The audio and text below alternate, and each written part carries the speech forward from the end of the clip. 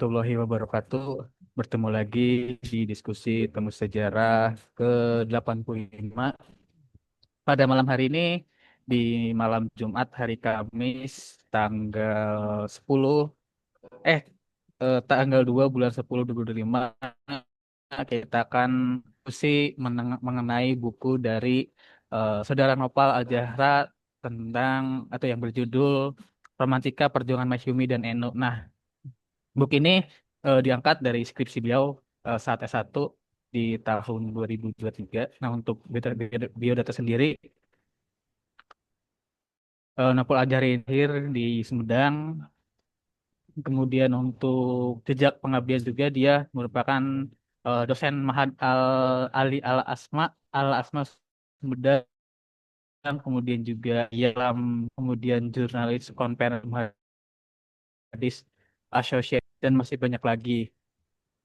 Dan untuk karya-karyanya sudah banyak sekali. Beliau menerbitkan karya buku maupun jurnal mulai dari bulan yang terbaru ini, Bulan Sabit Terbelah, Telaah Pecah Kongsi Masyumi NU dalam majalah Risalah. Kemudian buku ini yang Romantika Perjuangan Masyumi dan NU diterbitkan oleh penerbit Promedia, dan ada lagi jurnal tentang penerapan penerapan kebijakan Immigration Restriction Act di Australia yang terbit di jurnal Bihari. Kemudian untuk prestasi juga, novel ini lulusan terbaik pendidikan sejarah FK Punsil tahun 2023 dan juara satu penulis artikel media massa Milad 48 tahun MUI Pusat. Untuk lebih jelasnya kita tentang buku ini, saya serahkan kepada Saudara Nopal untuk men-sharing lah ilmu-ilmu is. Bismillahirrahmanirrahim. Assalamualaikum warahmatullahi wabarakatuh. Selamat malam. Saya terlebih dahulu ingin mengucapkan terima kasih kepada sahabat juga saudara saya, saudara Ongki Bakhtiar Sawitno. Beliau adalah salah satu sahabat rantau saya ketika dulu masih kuliah di Universitas Siliwangi, Tasikmalaya. Kami berdua ini merupakan mahasiswa waktu itu masuk kita 2019, kemudian kita lulus 2023, artinya kira-kira kita sudah bersama menuntut ilmu di perantauan di Tasikmalaya itu kira-kira 4 tahun lamanya, dan alhamdulillah silaturahmi saya dengan beliau ini masih terjaga sampai hari ini. Oleh karena itu juga, karena persahabatan yang tidak putus ini juga yang akhirnya memungkinkan saya bisa bersilaturahmi sama teman-teman dari komunitas Temu Sejarah, juga para audiens malam hari ini. Ini semua adalah wasilah dari silaturahmi, wasilah dari persahabatan yang tidak putus. Nah, ini merupakan sebuah kehormatan juga bagi saya karena diundang oleh kawan-kawan dari komunitas Temu Sejarah. Saya ucapkan terima kasih banyak kepada Mbak Tiwi, juga kawan-kawan dari komunitas Temu Sejarah yang saya perhatikan dari jauh.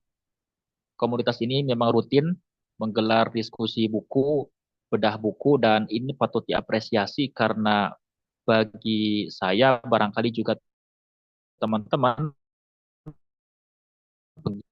ya, atau proyek soal sejarah ini kadangkala memang asyik bagi banyak orang, tapi bagi orang-orang yang mau untuk serius menulis sejarah itu sangat jarang. Nah, barangkali ini juga jadi sebuah keistimewaan barangkali bagi saya secara pribadi maupun teman-teman di sini, termasuk juga Bung Ongki, karena sejak kuliah dulu, walaupun kita ini kuliah di Departemen Pendidikan Sejarah, tapi kami juga diasah kompetensi kami untuk menulis.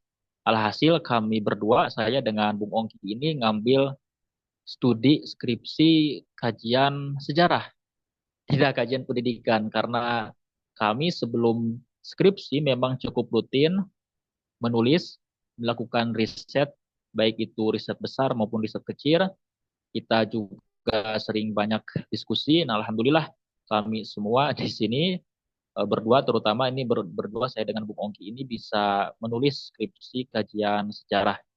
Ini barangkali juga belakangan sudah cukup jarang di departemen-departemen pendidikan sejarah. Rata-rata sekarang itu kan yang serius di pendidikan sejarah itu mereka serius meneliti kajian tentang pendidikan dan sejarah. Nah, ini barangkali juga yang memotivasi saya dan teman-teman lain waktu kuliah untuk melakukan riset dalam kajian sejarah. Teman-teman yang saya banggakan, saya sangat bersyukur rupanya ketika saya kuliah di Departemen Pendidikan Sejarah ini, oh rupanya saya itu enggak pulang dengan tangan kosong. Maksudnya gimana? Karena rupanya setelah saya kuliah selama kira-kira 4 tahun di Departemen Pendidikan Sejarah, saya itu bawa oleh-oleh. Ternyata riset atau kajian, penelitian-penelitian yang dilakukan oleh para peneliti sejarah itu bisa menjadi oleh-oleh. Artinya apa? Artinya misal skripsi, tesis maupun disertasi, anak-anak sejarah, terutama tuh anak-anak ilmu sejarah itu bisa jadi oleh-oleh, jadi buah, yaitu bisa jadi buku begitu. Nah, buku yang akan kita bedah ini merupakan adaptasi dari skripsi saya ketika saya kuliah di Universitas Siliwangi di Departemen Pendidikan Sejarah. Waktu itu saya melakukan riset pada akhir September 2023 sampai dengan bulan Maret 2000. Oh, mohon maaf ya, dari September 2022 sampai dengan Maret 2023. Nah, ini riset yang cukup cepat karena memang kejar tayang untuk keperluan sidang skripsi. Nah, setelah saya selesai skripsi, saya sadar bahwa memang masih ada data-data yang harus dilengkapi waktu itu, sehingga saya katakan bahwa buku yang akan kita bedah ini tidak sepenuhnya diambil dari skripsi saya, tetapi ini adalah hasil adaptasi dari skripsi saya.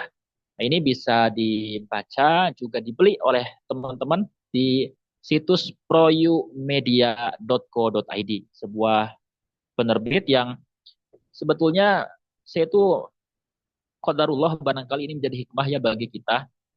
Mungkin bagi orang-orang yang suka baca sekaligus suka nulis, kadang kan kita tuh udah punya ini ya, udah punya kesenangan sendiri sama beberapa penerbit. Barangkali kita sudah cukup akrab dengan penerbit tertentu. Dan qadarullah waktu itu saya sudah akrab dengan penerbit buku ini itu sejak saya masih SMA. Saya tuh sudah cukup akrab dengan penerbit Proyu Media ini sejak saya masih duduk di bangku SMA. Dan ketika saya masuk kuliah, saya juga cukup banyak membaca buku-buku dari Proyu Media ini. Alhasil setelah lulus, ketika saya terpikirkan untuk mengadaptasikan skripsi saya menjadi buku ini, pikiran saya langsung lari tuh ke penerbit ini, ke Proyo Media, karena saya rasa ini cukup akrab dan saya mencoba husnuzon. Saya mencoba untuk berprasangka baik bahwa oh mungkin selama ini saya membaca buku-buku dari Proyo Media ini, mungkin ini adalah salah satu jalan untuk saya supaya lebih dekat lagi dengan Proyo, dan mudah-mudahan ketika saya kirim naskah saya di ACC. Dan alhasil, alhamdulillah, waktu itu saya setelah selesai adaptasi itu saya coba ajukan naskah ini ke penerbit akhir 2023 dan saya dapat jawaban, alhamdulillah, respons di ACC pada awal tahun ya, sekitar bulan Januari atau Februari 2024. Nah, jadi buku yang akan kita diskusikan ini terbit sekitar setahun yang lalu, pada 2024, setelah selesai saya sidang skripsi, juga setelah saya adaptasikan, saya tambahkan data-data, juga saya kurangi data-data yang kurang relevan dan lain sebagainya. Pokoknya setelah saya bergulat berjibaku dengan naskah, maka saya putuskan untuk langsung saja saya ajukan kepada penerbit. Nah, hikmah yang bisa kita ambil dari suatu riset, kita harus punya pegangan, kita harus punya prinsip bahwa tidak ada riset yang yang sempurna. Riset yang baik, yang bagus itu adalah riset yang selesai. Begitu juga dengan skripsi, tidak ada skripsi sempurna. Ada adalah skripsi sebagus-bagusnya skripsi, sebaik-baiknya riset adalah skripsi atau riset yang selesai.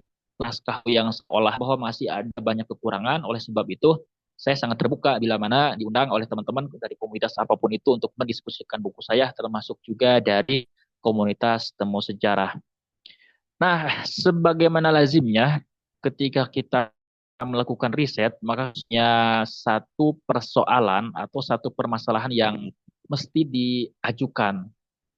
Harus ada masalah yang mesti diketengahkan ketika kita akan lakukan riset. Dan apa itu masalah? Nah, barangkali teman-teman juga sudah paham bahwa masalah itu intinya adalah gap atau kesenjangan. Kesenjangan antara idealisme, antara ekspektasi dengan realita. Kesenjangan atau gap antara masalah dengan kenyataan. Maksudnya masalah itu adalah gap antara harapan dengan kenyataan. Nah, ini barangkali sudah kita paham ya, sudah menjadi common sense. Dan itu semua bermula dari sebuah acara seminar waktu itu. Saya masih ingat waktu itu saya ikut seminar di Bandung. Dan waktu itu saya ikut seminar tentang Muhammad Nasir. Muhammad Nasir ini adalah Islam berpengaruh yang namanya ini akan selalu disebut-sebut oleh para peneliti Islam Indonesia, terutama para peneliti Islam Indonesia abad ke-20. Nah, jadi Bung Nasir ini sangat sangat begitu fenomenal dan saya ini waktu itu ketika dalam seminar saya mengajukan pertanyaan kepada narasumber bahwa Pak Nasir ini kan kita kenal bahwa beliau itu adalah seorang negarawan, beliau pernah menjadi Perdana Menteri dan beliau juga adalah pemimpin sebuah partai besar, yaitu Partai Masyumi. Dan di samping itu, saya juga sudah cukup lama mengkaji, membaca tentang Masyumi, tapi saya itu waktu itu posisinya masih belum banyak paham tentang Masyumi, begitu.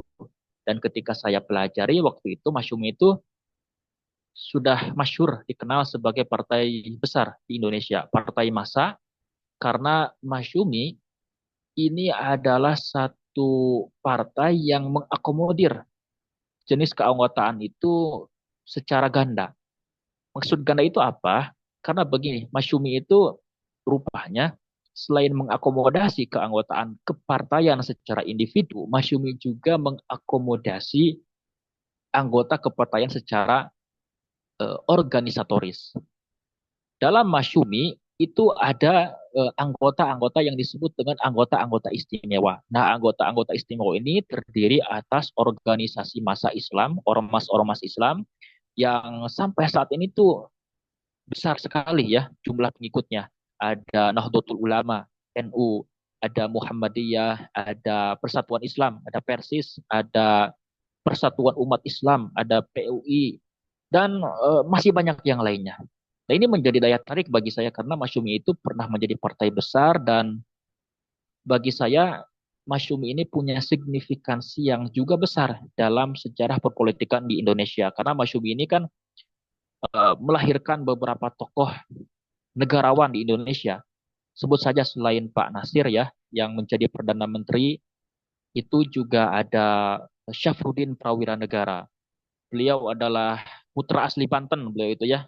Pak Syafruddin itu beliau pernah menjadi uh, presiden ya pemerintahan darurat Republik Indonesia PDRI ketika masa perang kemerdekaan di Bukit Tinggi di Sumatera Barat ketika Yogyakarta itu dikuasai oleh asing. Pak Syafruddin ini tokoh Masyumi yang memimpin PDRI di Sumatera Barat. Juga ada Muhammad Rum yang namanya itu harum ya dalam sejarah diplomasi Indonesia karena Pak Rum ini adalah tokoh Masyumi juga yang memimpin delegasi Indonesia dalam perundingan yang kita kenal dengan perundingan Rum-Troyen. Juga di samping itu ada tokoh-tokoh lain ya, para kiai, ada Hadratus Syekh Hashim Ash'ari, juga ada tokoh-tokoh Muhammadiyah, kemudian ada juga tokoh-tokoh dari kalangan yang lainnya yang saya rasa ini luar biasa karena Masyumi ini besar dan punya pengaruh yang luar biasa dan ketika masuk ke tahun 50-an pada masa demokrasi liberal atau demokrasi parlementer, Masyumi ini kan punya pengaruh yang sangat kuat. Pengaruh yang sangat kuat karena setiap kabinet atau setiap pemerintahan waktu itu, karena kan pemerintahan waktu itu dipimpinnya bukan langsung sama presiden ya, tapi sama perdana menteri, sama prime minister. Nah, pada masa demokrasi parlementer ini, Masyumi itu menjadi salah satu di antara dua partai besar yang selalu diperhitungkan. Selain PNI, partai yang paling diperhitungkan pada masa demokrasi parlementer itu adalah Partai Masyumi. Dan terbukti Partai Masyumi ini pernah memimpin beberapa kabinet di dalam sejarah perpolitikan Indonesia. Ada kabinet Nasir, ada kabinet Sukiman Wirjosenjoyo, juga terakhir ada kabinet Burhanuddin Harahap. Dan masing-masing kabinet ini punya ciri khas ya. Tokoh-tokoh ini punya andil, punya peran masing-masing. Misalnya Pak Nasir, selain sebagai Perdana Menteri, dia juga akan merumuskan yang disebut dengan mosi integral, yang ikut andil dalam memecah, dalam uh, membubarkan negara-negara boneka, negara-negara federal yang waktu itu jumlahnya ada 16, kemudian salah satunya lewat mosi integral Nasir itu kan pecah negara-negara itu dan kemudian membentuklah sebuah negara kesatuan NKRI. Dan beliau kan yang menjadi Perdana Menteri pertama NKRI pada 1950 sampai 1951. Dilanjutkan oleh Kabinet Sukiman, Wiryo Sanjoyo, dan terakhir barangkali adalah Kabinet Burhanuddin Harahap yang punya jasa melaksanakan pemilu pertama di Indonesia pada 1955. Nah, Kak, saya lihat bahwa Masyumi itu punya signifikansi yang begitu besar dalam sejarah perpolitikan Indonesia. Nah, tapi saya itu waktu ikut seminar, saya itu terbersit sebuah pertanyaan. Karena waktu itu sebelum saya ikut seminar, saya sendiri itu udah ini dong ya, udah baca-baca dikit lah soal Masyumi waktu itu dan Pak Nasir rupanya menjadi ketua umum Masyumi yang paling lama, yaitu 10 tahun. Dan uniknya di masa kepemimpinannya Partai Masyumi ini pernah kehilangan satu organisasi terbesar sebagai anggota istimewanya yaitu pernah kehilangan Nahdlatul Ulama. Nah, kenapa kok ya Masyumi ini akhirnya pisah ya sama NU? Apakah Pak Nasir ini memang seorang manajer yang baik sebagai ketua Masyumi ataukah bagaimana? Dan waktu itu pertanyaan saya dijawab cukup lugas. Nah, dimulai dari pertanyaan dan jawaban yang saya terima waktu di seminar itu terbitlah sebuah masalah bagi saya karena menurut saya jawabannya walaupun lugas tapi kan saya butuh pendalaman. Saya ngerasa masih butuh pendalaman kenapa kok ya Masyumi dan NU itu berpisah. Padahal kan kalau misalnya Masyumi sama NU itu bersatu, mungkin saja Masyumi itu nanti bakal dapat perolehan suara pemilu yang paling besar. Karena kan kalau dalam kontestasi pemilu 55, kita tahu sendiri ya bahwa Masyumi dan NU itu masuk tiga besar loh ya. Masyumi itu kan punya suara 7 juta, sementara NU itu punya suara 6 juta. Nah, bayangkan kalau kita coba satukan kekuatan Masyumi dan NU waktu pemilu 55 akan sebesar apa tuh ya kekuatan politik Islam waktu itu. Dan qadarullah ya, bahwa sejarah itu selalu punya ketetapan sendiri dan sunatullah itu selalu berlaku. Kita tahu bahwa akhirnya Masyumi dan NU berpisah dan masing-masing memilih jalan sendiri. Nah, yang ingin saya ketengahkan itu pertanyaan kok kenapa Masyumi dan NU itu bisa bisa pisah, bisa bercerai. Dan kan kalau enggak kan jadi coach ini begitu. Tapi sayangnya memang Indonesia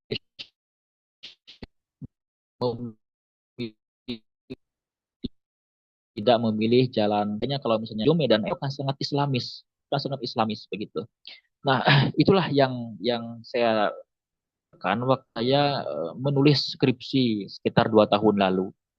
Dan setidaknya saya itu ingin ingin menyampaikan ya eh, sebuah narasi bahwa kendati Masyumi dan NU ini memiliki banyak banyak perbedaan, karena masing-masing partai ini, baik itu Masyumi maupun NU itu memang punya punya ciri khas yang memang ini cukup sulit untuk disatukan.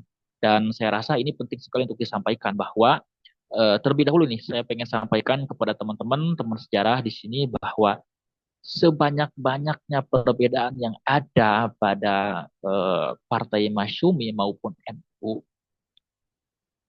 saya dengan sadar berani mengatakan bahwa lebih banyak lagi kesamaannya dibandingkan dengan perbedaannya.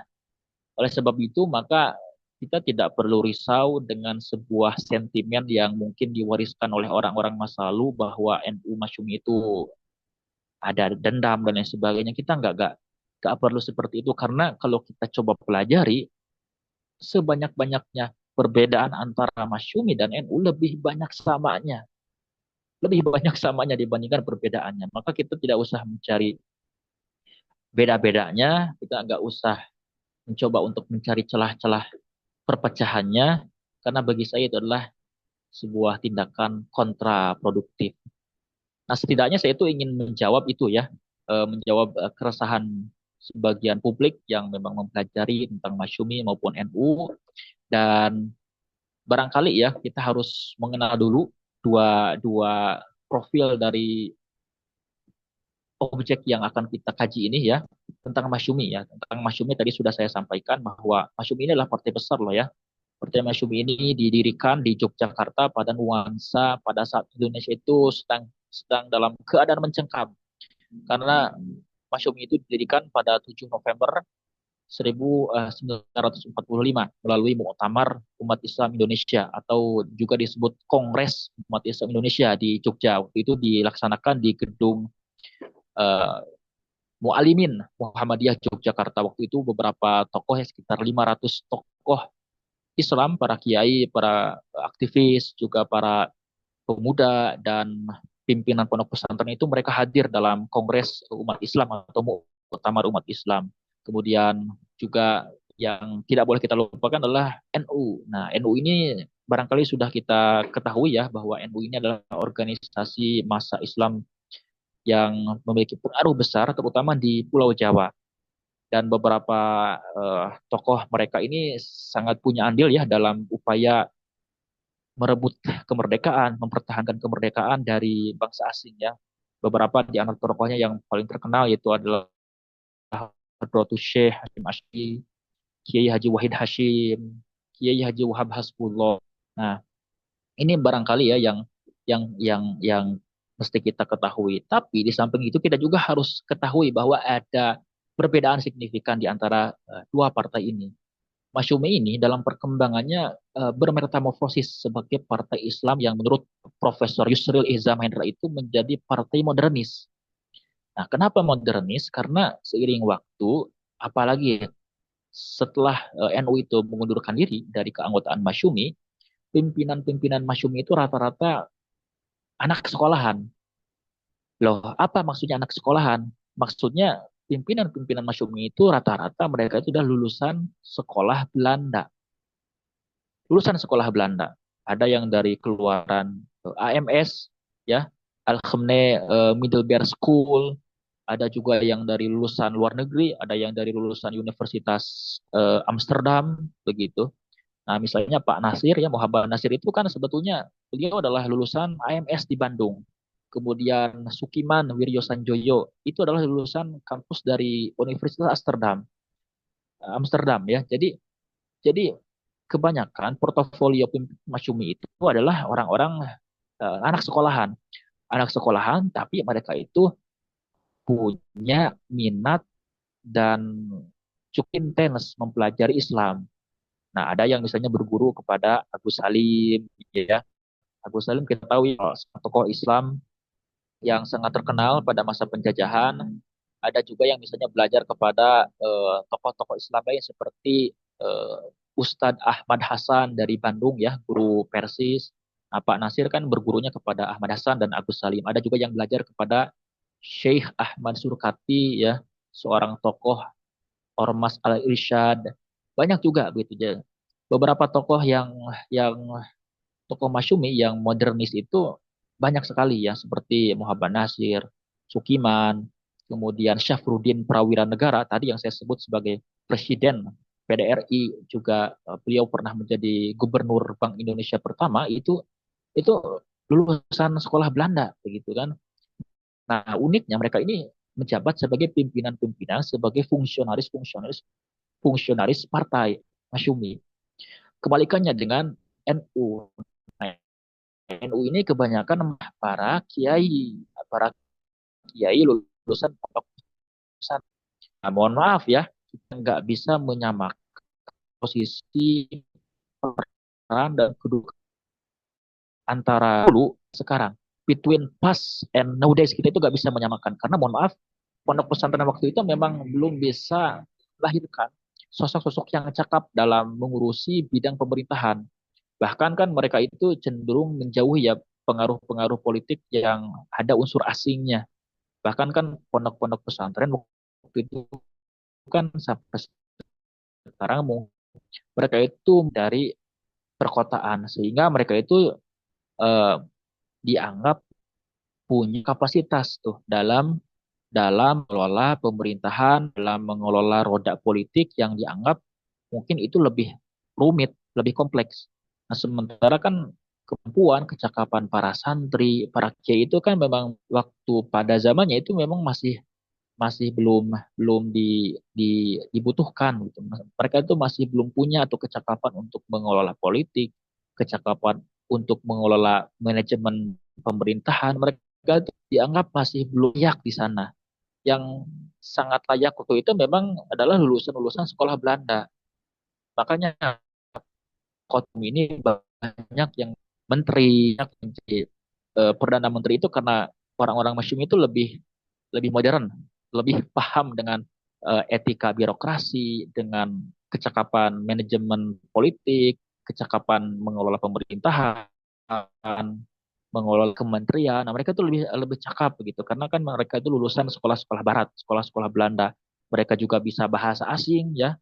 Mungkin yang paling susah mungkin mereka itu belajar bahasa Arab. Tapi kalau mereka ngomong bahasa Belanda, ngomong bahasa Inggris. Nah, mereka itu kan lebih lebih nyambung, lebih cocok dan juga itu kan sangat dibutuhkan ya ketika mereka tampil di panggung kekuasaan karena kan bahasa itu yang akan menunjang eh, komunikasi mereka ketika sedang di pemerintahan. Ketika mereka berdiplomasi, yang dibutuhkan kan bukan bahasa Arab waktu itu ya kebanyakan, tapi bahasa Belanda, bahasa Inggris. Makanya tuh Pak Muhammad Rum itu kan akhirnya bisa ini ya kan bisa berdiplomasi itu dengan orang Belanda karena Pak Rum ini kan lulusan sekolah Belanda. Begitu. Nah, sementara waktu itu tokoh-tokoh NU itu belum belum muncul ya, tokoh-tokoh dari pesantren itu belum banyak. Mungkin yang paling cakap berbicara dalam bahasa asing seperti bahasa Inggris atau mungkin bahasa Belanda itu hitung jari ya, nggak banyak begitu. Nah, di antaranya adalah Kiai Wahid Hashim itu ya, anaknya Hadratus Syekh Hashim Asy'ari itu Kiai Wahid Hashim itu eh, agak beda dari yang lain karena beliau itu adalah seorang anak-anak anak pesantren, anak kiai besar, tapi beliau itu nggak dilarang oleh ayahnya untuk belajar bahasa asing, belajar bahasa Inggris, Belanda sama sekali tidak oleh ayahnya.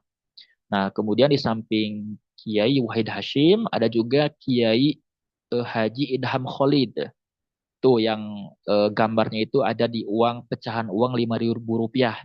Nah, itu kan Kiai Idham Khalid itu tokoh NU dan beliau itu uniknya bukan dari ini ya, bukan dari orang Jawa. Beliau itu bukan orang Jawa tapi orang Kalimantan Selatan. Tapi beliau itu sukses ya memimpin NU dengan baik dan beliau pun tercatat sebagai tokoh NU yang cukup pandai berbicara menggunakan bahasa asing. Nah, ini penting untuk kita ketahui ya.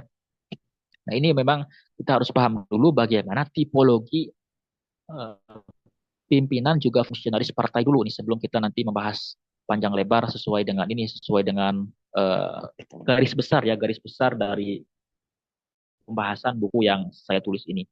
Setidaknya saya itu ingin membuka tiga tiga persoalan gitu. Tiga persoalan kenapa sih Masyumi dan NU ini akhirnya nggak akur begitu.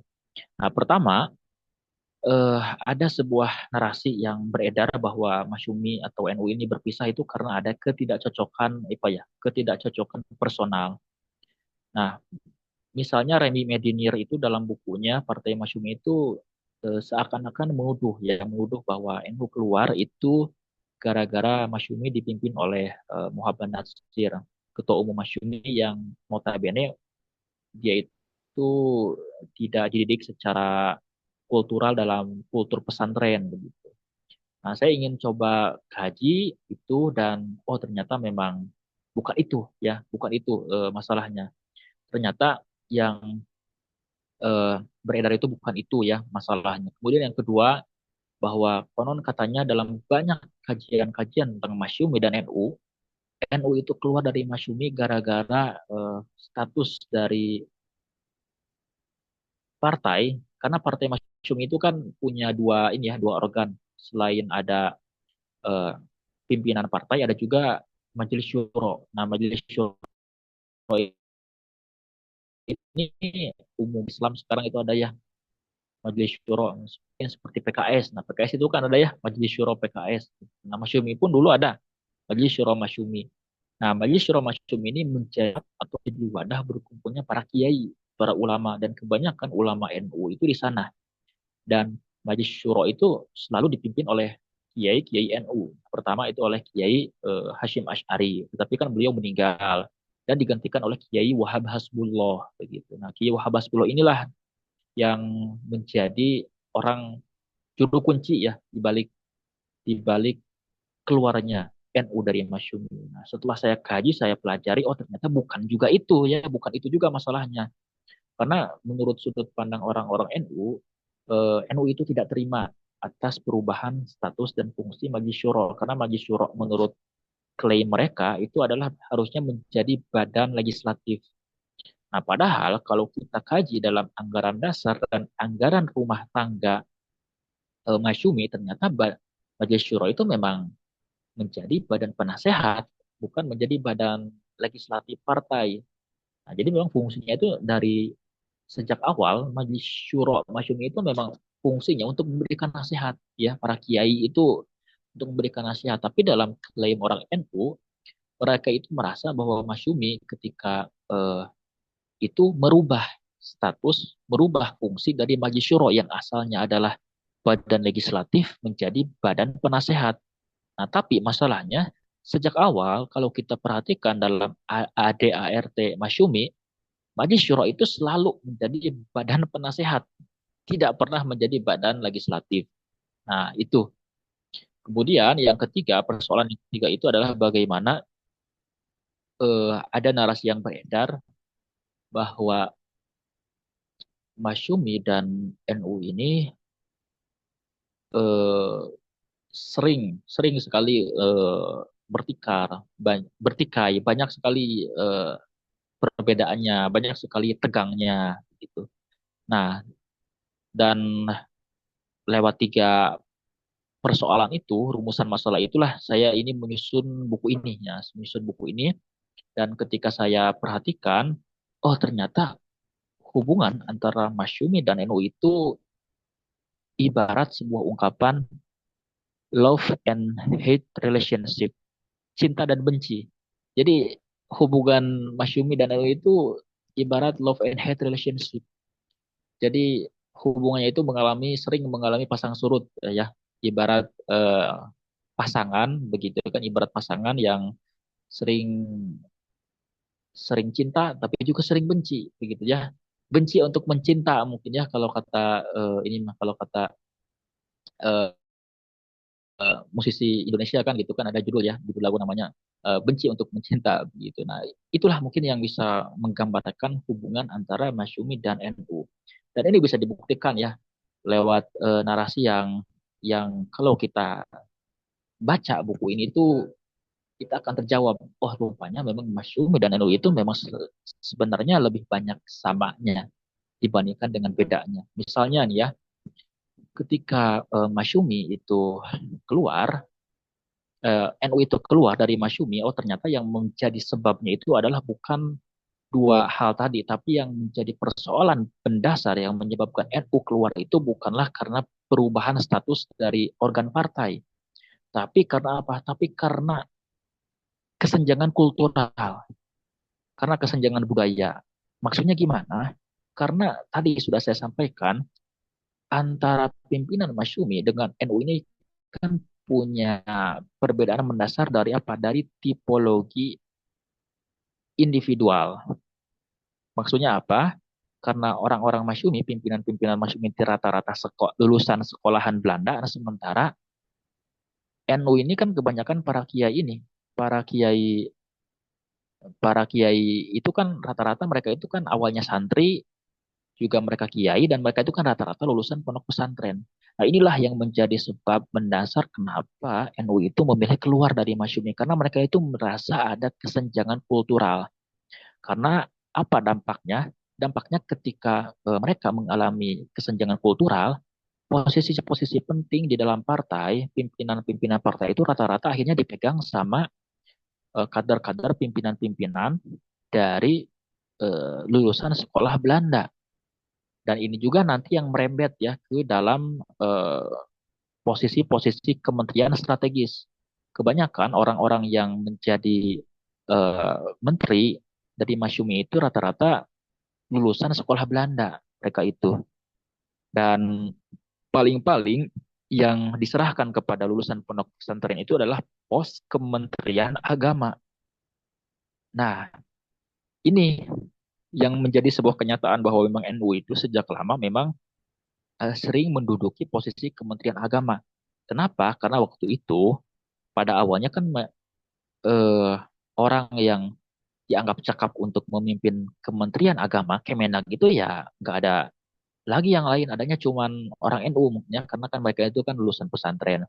Nah, sementara posisi-posisi lain seperti Menteri Keuangan begitu kan itu dipegangnya sama kader Masyumi dari lulusan sekolah Belanda, misalnya Syafruddin Prawira Negara. Itu kan beliau tokoh Masyumi ya, seorang Islamis, tapi kan beliau itu lulusan sekolah Belanda dan pandai dalam mengelola keuangan begitu. Nah, kemudian untuk Menteri Luar Negeri misalnya dipegang oleh Muhammad Rum begitu kan, karena kan beliau jago berdiplomasi begitu kan ya, pernah berunding dengan Belanda, membuat produk diplomasi Rumroyen begitu. Nah, itu sebagai gambaran. Karena memang tadi saya katakan lagi bahwa memang rata-rata kan Kiai NU itu kan rata-rata mereka lulusan pondok pesantren dan mereka itu dianggap kemampuannya itu skillnya itu belum dibutuhkan untuk belum mampu lah untuk mengurusi kementerian yang lain. Jadi mereka itu dianggap cukup saja di satu kementerian aja, Kementerian Agama begitu.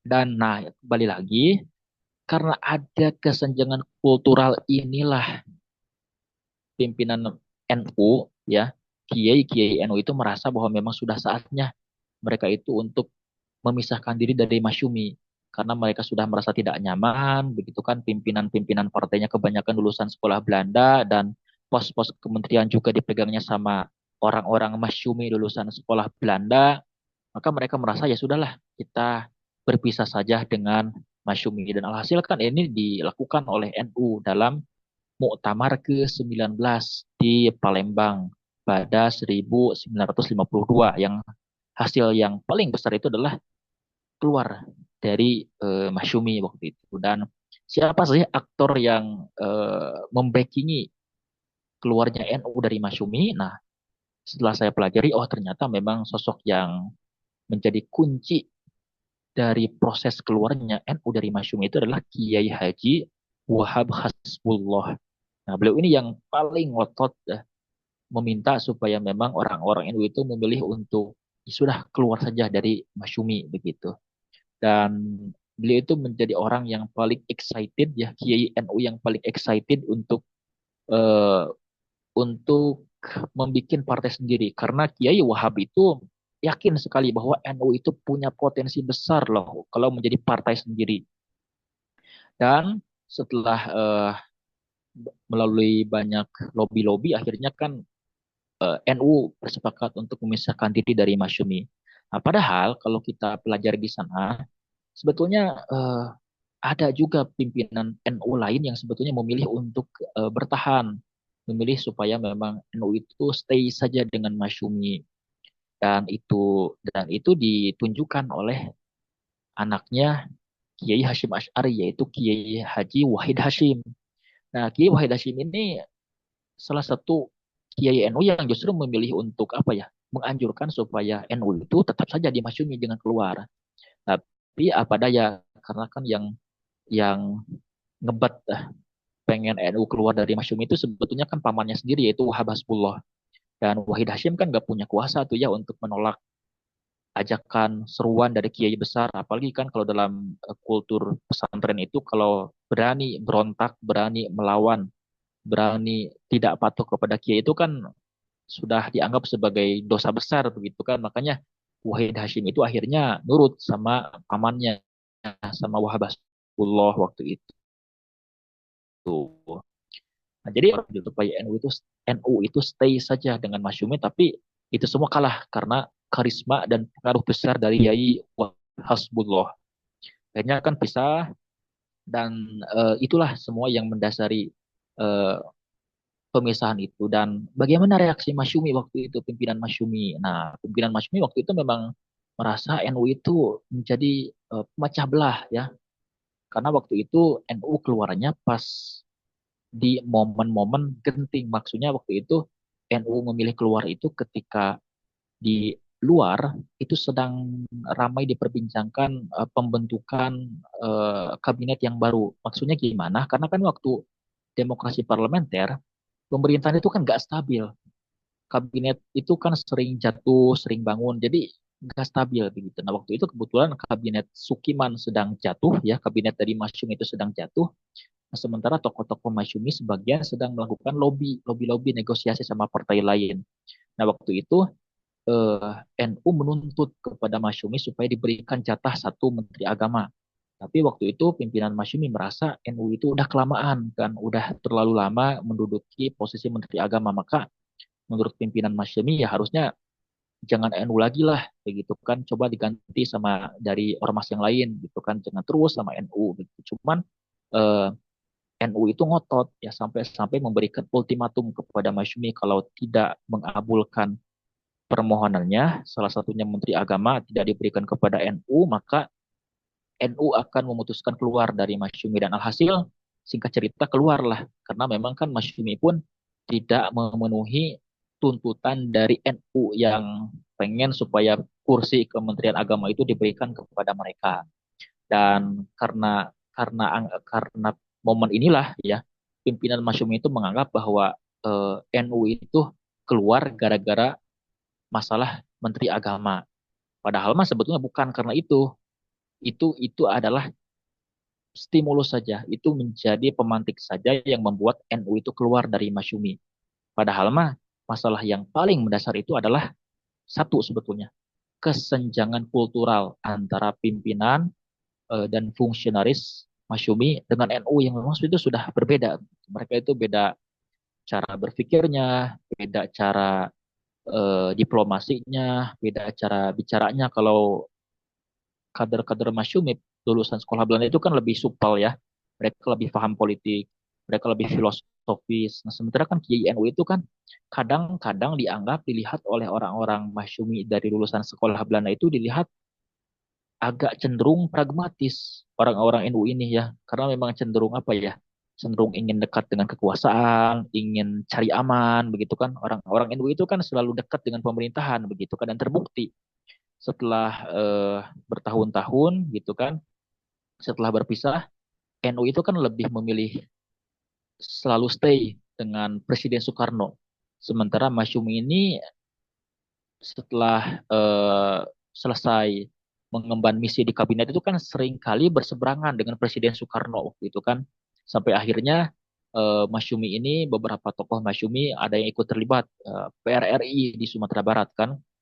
Pak Nasir, Pak Syafruddin Prawira Negara, Pak Burhanuddin Harahap. Akhirnya kan mereka jadi orang Masyumi yang ikut dah dalam PRRI begitu kan. Sementara NU itu kan lebih bertahan ya, lebih lebih mampu untuk membaca keinginan dari Presiden Soekarno. Sementara Masyumi ini lebih kaku ya. ketika berhadapan dengan Presiden Soekarno, lebih idealis.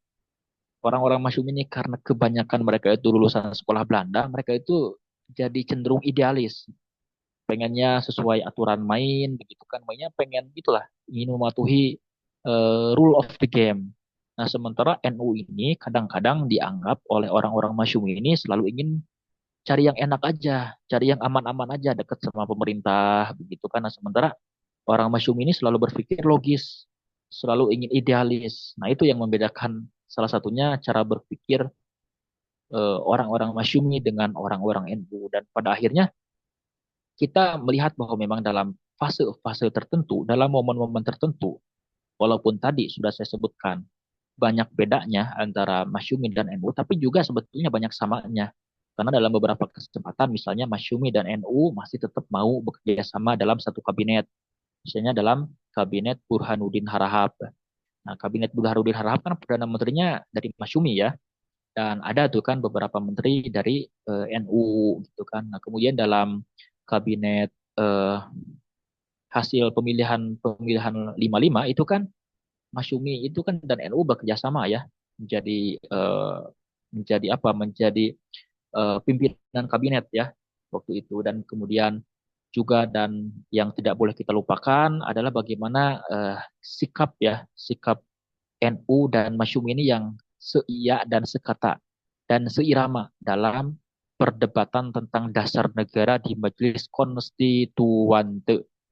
Kan waktu itu kan selain memilih anggota DPR, pemilu 55 juga kan memilih anggota Majelis Konstituante yang tugasnya itu adalah untuk me, membuat dasar negara yang baru.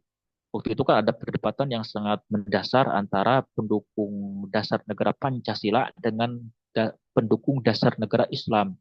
Nah, Masyumi dan NU dan partai-partai Islam itu mereka itu kan menjadi penyokong, menjadi pendukung blok Islam di sidang konstituante. Dan hasilnya apa? Oh, ternyata memang Masyumi dan NU ini akhirnya bisa kok bekerja sama. Banyak hal-hal yang akhirnya ketemu ya, ketemu matching tuh antara eh, wakil-wakil Masyumi dan NU di Majelis Konstituante. Mereka sekata kok ya, seirama juga dalam mendukung eh, dasar negara Islam di Indonesia gitu. Walaupun pada akhirnya NU lebih bisa berkompromi. Nah, itulah yang membuat kenapa NU itu lebih tahan, lebih lebih bisa bertahan karena memang NU itu bisa berkompromi, lebih kompromistis, bisa membaca keinginan Presiden Soekarno. Nah, sementara kalau Masyumi itu sebaliknya, mereka itu kaku ya, kaku, selalu ingin ikut aturan main. Mereka itu kurang bisa berkompromi. Kalau misalnya ada sesuatu yang salah ya salah, kalau benar ya benar. Nah, itu menurut pikiran orang-orang Masyumi. Sementara kalau orang NU itu lihat bahwa memang ada loh hal-hal yang bisa dikompromikan. Karena menurut mereka hal itu sejalan kok dengan prinsip-prinsip kaidah usul fikih kan, ataupun kaidah-kaidah yang ada di dalam kitab-kitab kuning mereka. Nah, itulah saya rasa bahwa memang inilah yang penting untuk saya sampaikan dalam sesi diskusi buku tentang Masyumi dan NU ini. Nah, inilah mungkin silakan barangkali ada yang disampaikan, didiskusikan. Saya kembalikan kepada moderator. Silakan. Yes, ya, terima kasih Bung Noval atas pemaparan isi bukunya. Mungkin dari teman-teman lainnya, jika ingin ditanyakan bisa resen dan bertanya langsung, atau sedang berhalangan hadir atau tidak bisa membuka mikrofon bisa mengetikkan pertanyaannya di kolom chat. Silakan jika ada yang bertanya bisa raise hand.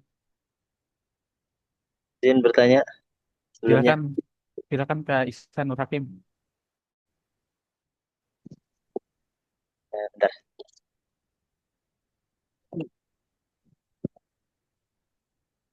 Baik. Bismillahirrahmanirrahim. Assalamualaikum warahmatullahi wabarakatuh. Waalaikumsalam warahmatullahi wabarakatuh. Eh, Nama saya Iksan Nur Hakim. Saya dari mahasiswa UIN Sunan Muria di Bandung, Ya. jurusan Terima kasih banyak moderator atas waktunya yang telah menyempatkan untuk saya bertanya, dan juga pemateri Kang Naufal yang telah memaparkan tadi ya terkait dengan isi buku ya. Saya juga punya sih Kang. Wah, Bukunya. oh mantap Kebetulan nih. saya sudah Nuhun, Kak. kebetulan saya sudah punya Ya. karena menarik ya setelah saya baca bagaimana romantika perjuangan NU ini gitu ya dari mulai sejak dulu lah gitu ya. Mungkin yang saya ingin pertanyakan tuh terkait dengan ini sih Kang. NU ini kan dengan Mas Sumi ya, itu kan tadi ya dijelaskan sering pasang surut ya istilahnya ya, istilah romantika itu kan kalau di kata pengantarnya gitu kan. Sering mengalami pasang surut, kadang akur, kadang enggak gitu, gitu kan ya. Yang saya kan terkait dengan sikap NU sih Kang. Eh, Mungkin ada kesamaan nggak sih Kang terkait dengan NU zaman dulu dengan zaman sekarang? Tadi kan dikatakan bahwasanya Nahdlatul Ulama ini kan dekat dengan pemerintah. Eh, Punya Dr. Ahmad Syafi'i Ma'arif yang berjudul Islam dan Politik Demokrasi Terpimpin itu kan eh, NU itu lebih cenderung apa ya? Istilahnya memihak lah, memihak pada demokrasi terpimpin ini gitu kan ya.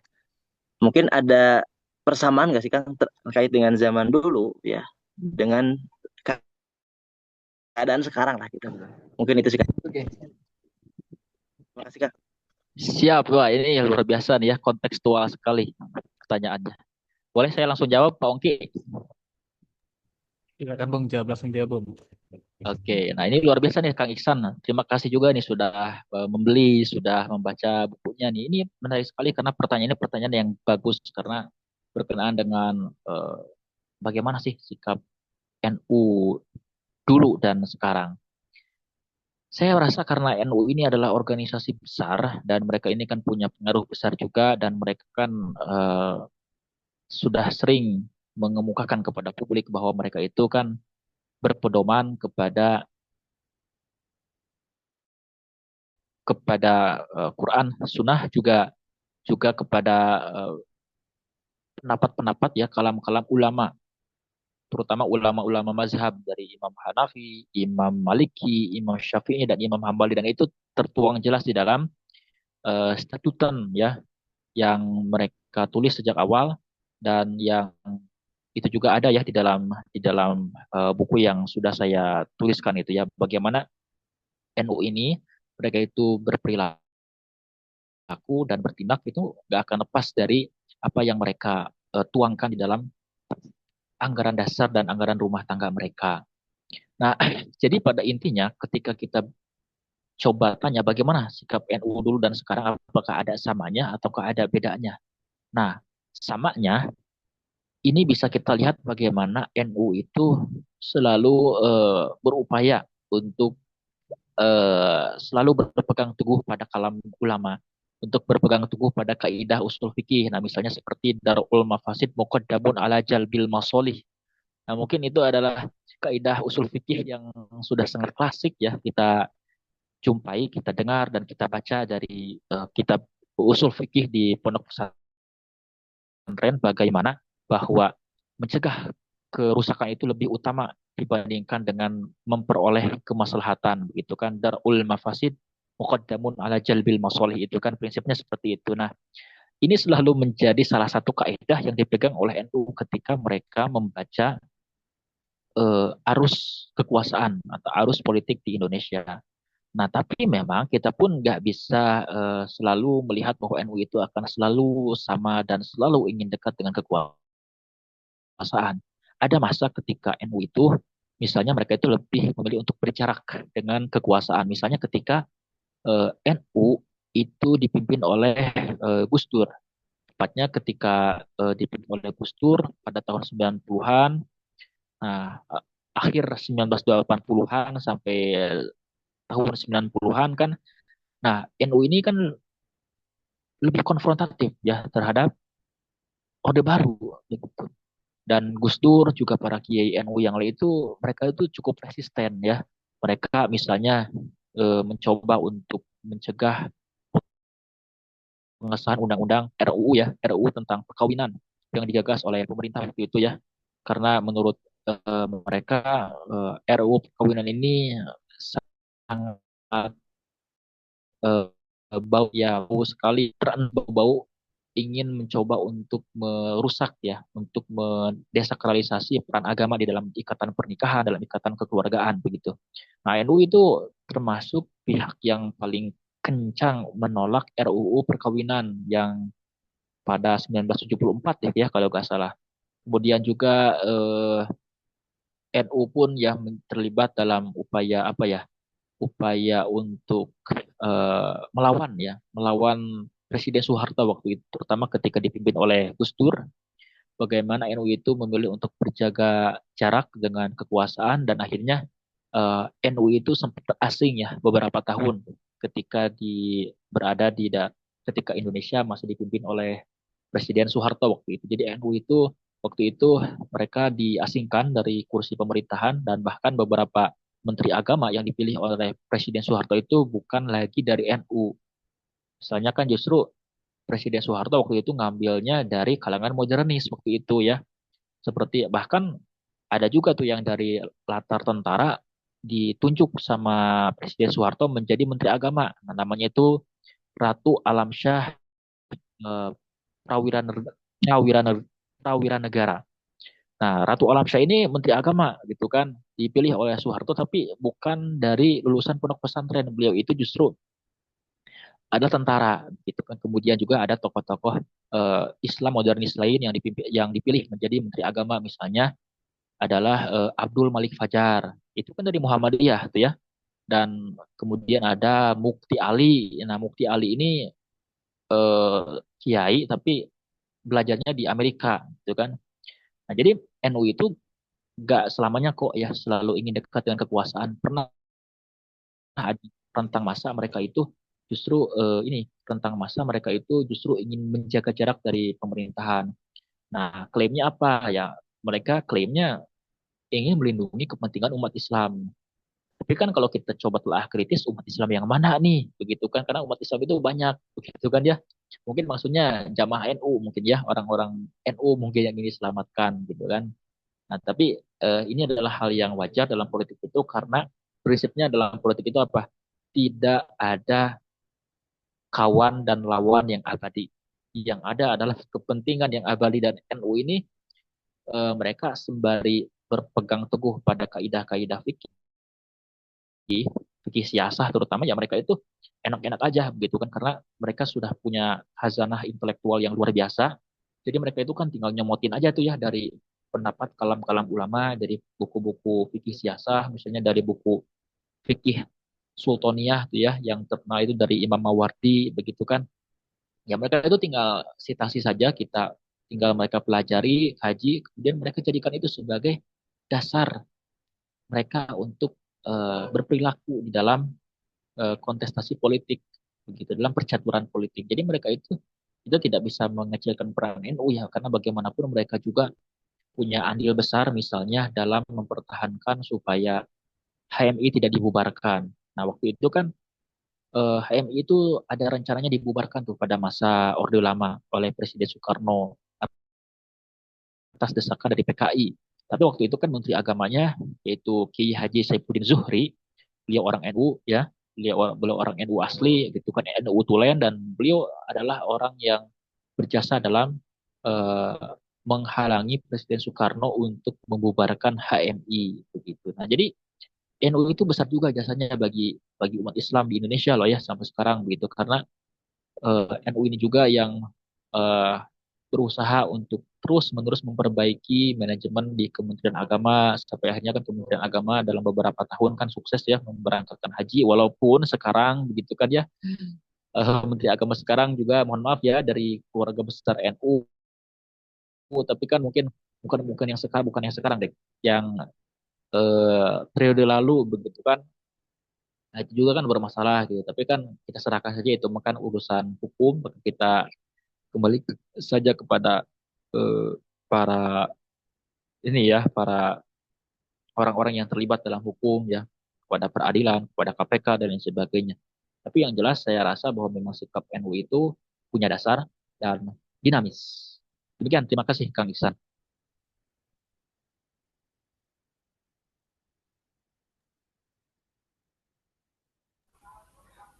Hatur nuhun Kang atas jawabannya. Oke, siap. Silakan Pak Ongki. Ya, terima kasih atas jawabannya, Pak Nopal. Mungkin ini ada pertanyaan lagi dari Kak Muhammad David Nur. Silakan Kak Muhammad David Nur bisa membuka mikrofonnya dan bisa bertanya langsung ke Bung Nopal. Baik, terima kasih Mas Kaoki. Kaongki maksudnya. Ini Mas, saya mau tanya itu kan tadi terima kasih ya Mas Noval sudah menjelaskan lebih detail ya, terutama waktu peran NU, terus dialektika yang terjadi waktu Masyumi, terus bahkan kalau ditarik lagi Mas, sebenarnya waktu pembentukan negara pun NU dan Masyumi kan memang bersih tegang gitu Mas. Dan saya mau melanjutkan lagi Mas di lompatan apa ya, pertanyaan yang sebelumnya sudah ditanyakan. Yang pertama itu ini Mas, sewaktu Masyumi diburu Mas ya, pasca tahun berapa itu Mas ya, katakanlah 60-an itu Mas ya, dan terjadi di PRRI itu kan walaupun NU berdekat dengan pemerintah, tapi setelah itu juga berjarak Mas, karena ada Nasakom Mas ya, kalau nggak salah itu. Dan pemerintah Soekarno sendiri dualisme, berdiri di dua kaki, dan lebih condong ke partai kiri gitu, yang seyogianya tidak diindahkan oleh NU gitu loh Mas. Dan yang pertanyaan saya Mas, memang peran NU itu begitu Mas, dalam artian kalau sudah memusat bakal berbalik arah, bagaimana pemerintah itu terjadi betul-betul baik gitu Mas. Pertanyaan saya itu Mas. Terima kasih.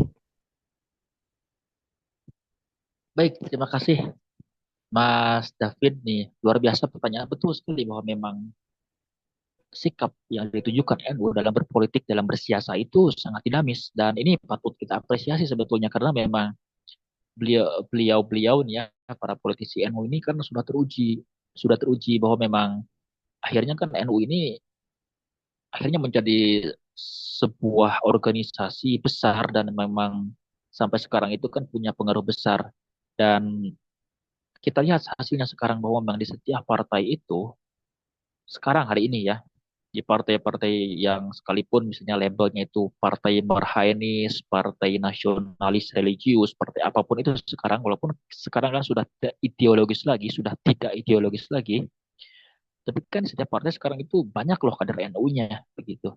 Dan ini semua kan tidak lepas daripada andil besar para politisi NU di masa lalu. Bagaimana NU ini akhirnya kan bisa tumbuh kembang luar biasa, terutama sih setelah NU ini akhirnya selesai tuh menjadi partai politik.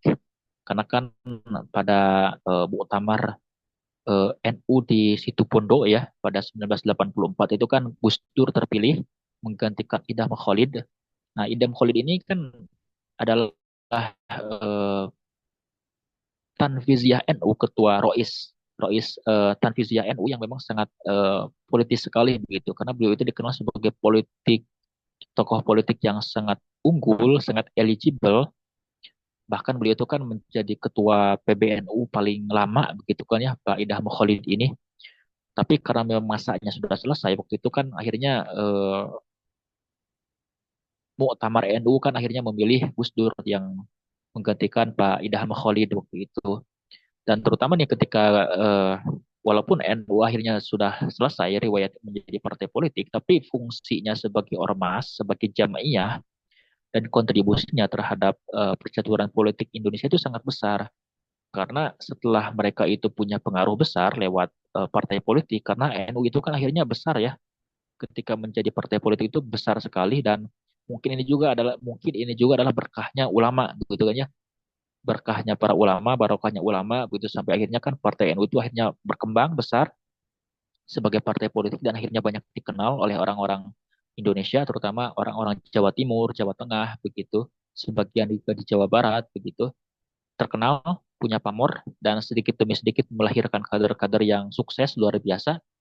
Dan ketika NU itu selesai sebagai partai politik, tapi peran juga fungsinya dan kontribusinya terhadap politik di Indonesia itu memang tidak bisa diremehkan walaupun memang riwayatnya sudah selesai sebagai partai politik.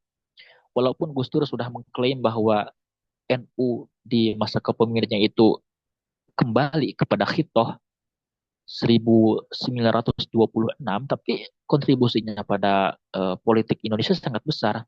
Ya tadi terbukti sampai sekarang itu kan di setiap partai, di PDIP, di Demokrat, di Nasdem itu kan partai-partai yang nasionalis itu kan ya banyak juga kan orang-orang NU-nya di sana begitu. Dan ini menunjukkan betapa kuatnya signifikansi dari NU sebagai partai politik maupun juga maupun sebagai ormas sampai hari ini. Nah, ini yang luar biasa dan sekali lagi terkait dengan sikap NU itu ya memang memang dinamis begitu. Begitu juga dengan eh, NU ketika sebagian pemimpin Masyumi itu terlibat dalam PRRI. Memang tidak semuanya mereka itu ingin sepakat ya dengan ingin mengiyakan keinginan Presiden Soekarno. Ya sebagian di antara mereka juga ada yang memilih untuk menentang tuh ya keinginan Presiden Soekarno. Nah misalnya itu lewat beberapa tokohnya seperti Kiai Haji Muhammad Dahlan. Nah, ini Kiai Haji Muhammad Dahlan ini bukan tokoh Muhammadiyah ya, tapi tokoh NU. Ada juga tokoh NU yang namanya Kiai Dahlan. Ya, beliau itu pernah bergabung dengan beberapa aktivis dari Masyumi dan juga partai lain mendirikan Liga Demokrasi. Nah, jadi memang tokoh NU itu gak selamanya kok ingin dekat dengan kekuasaan, ada juga yang ingin mengambil jarak. Misalnya itu ya, sebagiannya diantaranya adalah Kiai Haji Muhammad Dahlan. Kemudian juga ada ketua GP Ansor waktu itu ya tahun 60-an yaitu Imron Rosyadi. Nah, Imron Rosyadi juga itu waktu itu eh, memilih untuk berjarak dengan Presiden Soekarno bahkan cenderung ingin menentang. Makanya selain Kiai Haji Muhammad Dahlan ada juga Imron Rosyadi yang masuk dengan Liga Demokrasi. Nah, Liga Demokrasi itu isinya ada orang-orang Masyumi, ada orang-orang Katolik, ada orang-orang Kristen yang intinya mereka ini ingin eh, memberikan memberikan teguran, ingin memberikan peringatan kepada Presiden Soekarno waktu itu. Nah, di antaranya tokoh NU yang masuk ke sana adalah dua orang tadi, yaitu Kiai Haji Muhammad Dahlan dan Imron Rosyadi.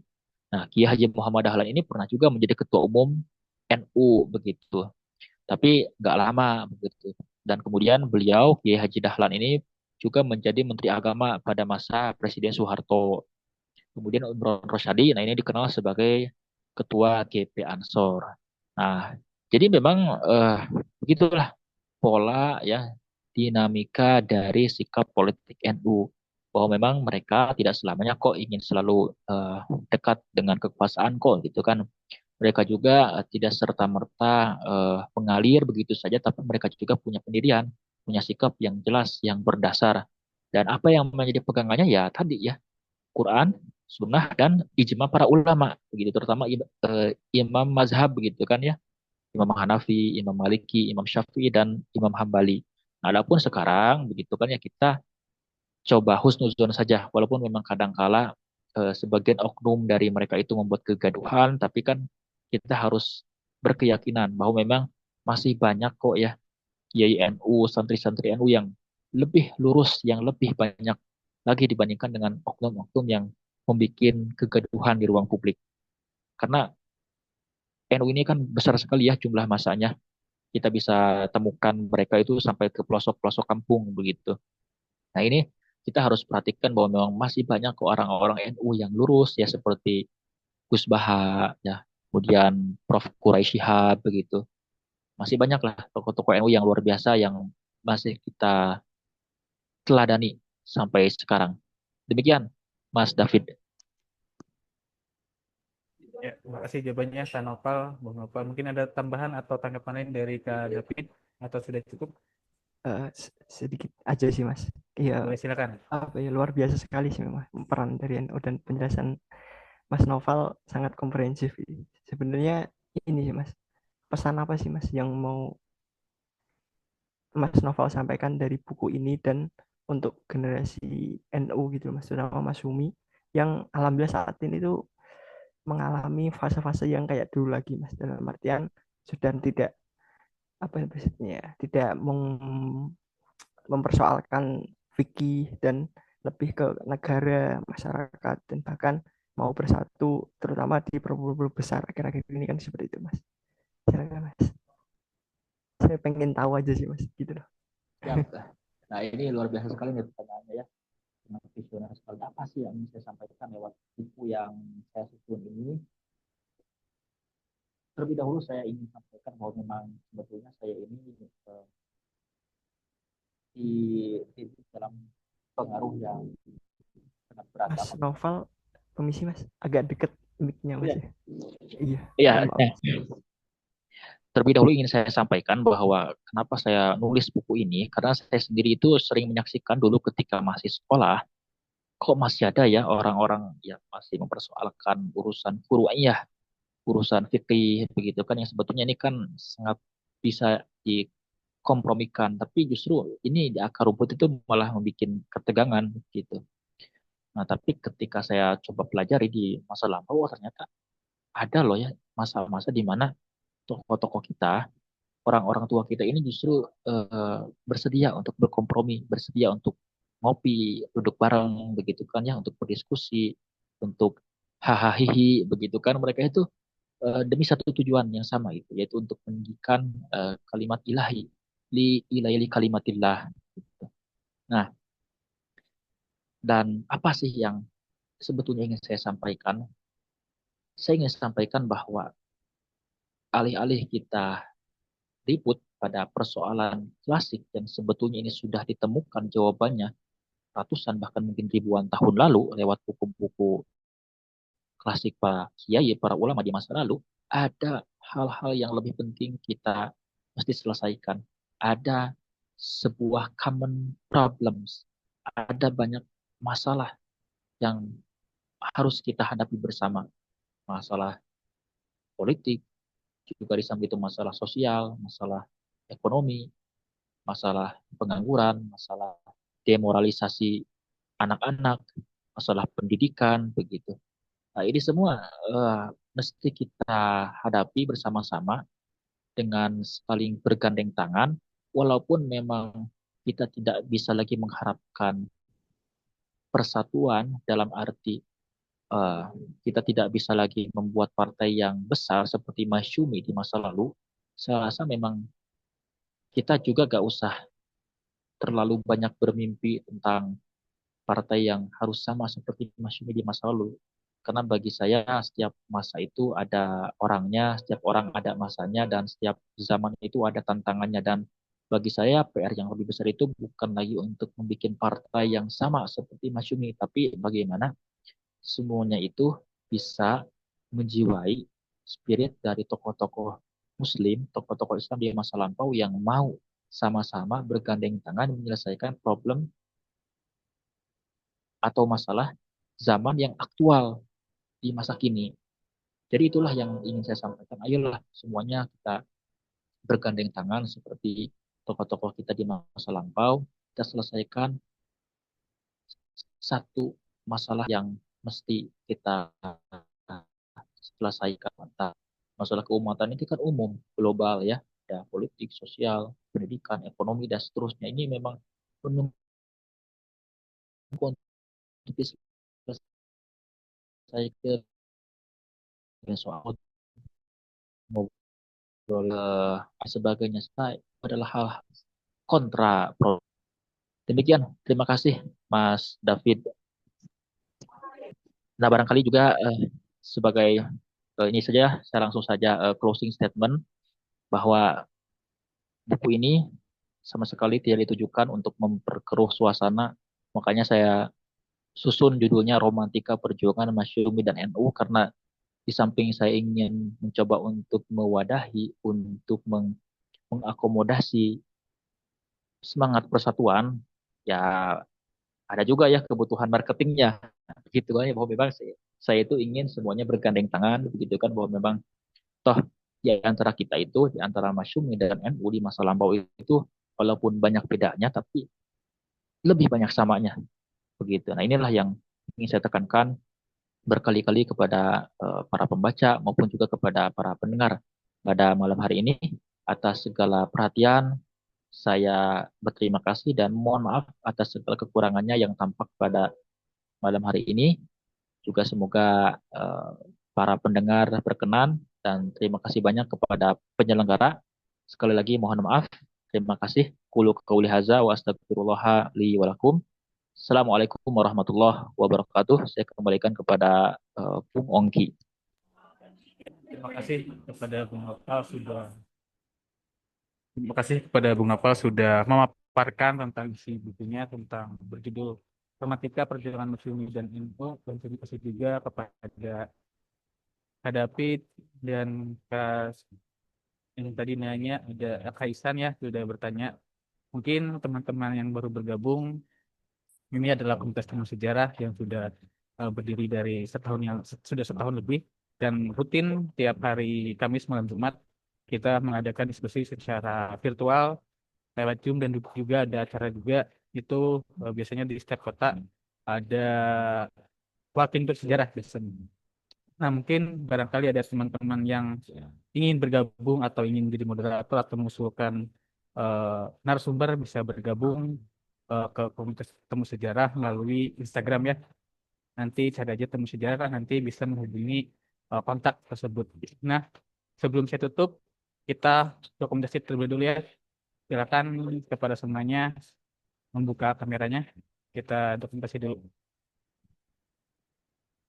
Mungkin silakan yang bisa membuka kamera. Ada lagi membuka kameranya. Kita foto terlebih dahulu untuk dokumentasi. Terima kasih. 1, 2, 3. 1, 2, 3. Ya, terima kasih. Terima kasih kepada Bung Nopal sudah berkenan menjadi narasumber. Kemudian terima kasih juga ke Kak Iksan, Kak Alvin, Muhammad Fajar, kemudian Kak Ari, kemudian Kak Nurul, Kak David, Kak Muri, dan Gina Gayat sudah bergabung dalam diskusi malam hari ini. Untuk diskusi malam hari ini saya tutup dengan ucapan wassalamualaikum warahmatullahi wabarakatuh. Selamat beristirahat kepada semuanya. Sampai jumpa di diskusi selanjutnya di minggu depan, di hari Kamis malam. Terima kasih.